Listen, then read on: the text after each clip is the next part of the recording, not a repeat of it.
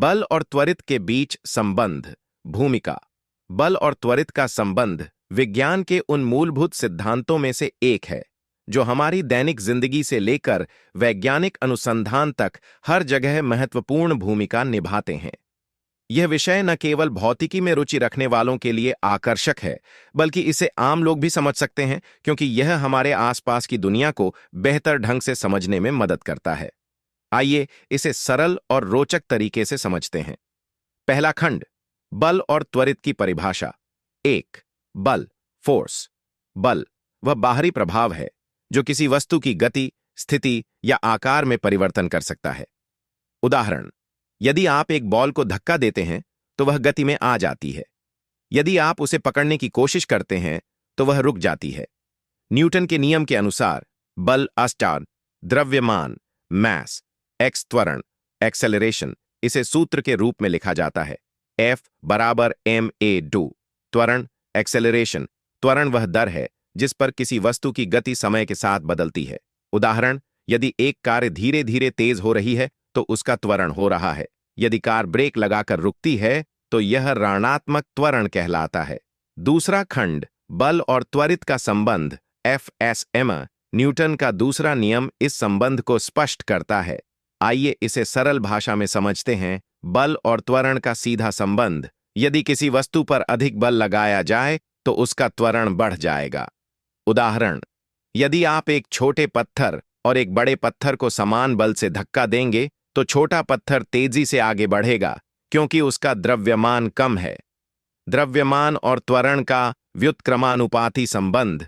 किसी वस्तु का द्रव्यमान जितना अधिक होगा उतना ही अधिक बल उसकी गति को बदलने के लिए चाहिए। उदाहरण, एक भारी ट्रक को धक्का देने में अधिक बल चाहिए होगा जबकि एक साइकिल को धक्का देने में कम। तीसरा खंड, बल और त्वरित के रोजमर्रा के उदाहरण। 1. गाड़ी चलाना। जब आप एक्सीलरेटर दबाते हैं तो इंजन अधिक बल लगाता है जिससे गाड़ी का त्वरण बढ़ता है। जब आप ब्रेक लगाते हैं तो बल विपरीत दिशा में काम करता है जिससे त्वरण घटता है। 2. खेलकूद। क्रिकेट में गेंदबाज द्वारा गेंद पर लगाया गया बल उसकी गति और त्वरण को नियंत्रित करता है। फुटबॉल में एक हल्का पास और एक तेज शॉट बल के प्रभाव को दिखाते हैं। 3. अंतरिक्ष विज्ञान। रॉकेट प्रक्षेपण में बल और त्वरण का सटीक हिसाब लगाया जाता है ताकि रॉकेट पृथ्वी की गुरुत्वाकर्षण शक्ति को पार कर सके। चौथा खंड, बल और त्वरण के अनुभवजन्य प्रयोग। 1. कक्षा में सरल प्रदर्शन सामग्री। एक छोटी गेंद, एक बड़ी गेंद और एक रबर बैंड। प्रक्रिया, रबर बैंड को दोनों गेंदों पर समान बल से खींचें। छोटी गेंद अधिक तेजी से गति करेगी क्योंकि उसका द्रव्यमान कम है। निष्कर्ष, द्रव्यमान और त्वरण के बीच व्युत्क्रमानुपाती संबंध। प्रयोग 2, गाड़ी और ढलान सामग्री। एक खिलौने की गाड़ी और अलग अलग भार। प्रक्रिया, गाड़ी पर विभिन्न भार रखकर ढलान से नीचे छोड़ें।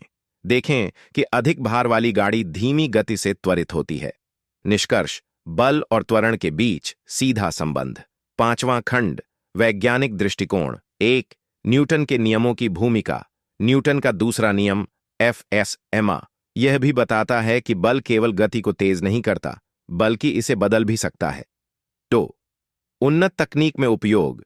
आधुनिक युग में बल और त्वरण के सिद्धांत का उपयोग स्वचालित गाड़ियों, रोबोटिक्स और कृत्रिम बुद्धिमत्ता में हो रहा है। मिसाइल और अंतरिक्षयान के डिजाइन में इसका अत्यधिक महत्व है। छठा खंड, क्यों यह विषय रोमांचक है। 1. हमारे दैनिक जीवन में इसकी उपस्थिति। हर बार जब आप कुछ उठाते हैं, फेंकते हैं या खींचते हैं तो आप बल और त्वरण का अनुभव करते हैं। 2. सरलता और उपयोगिता का मेल। यह एक ऐसा नियम है जो बच्चों से लेकर वैज्ञानिकों तक सबके लिए उपयोगी और सरल है। 3.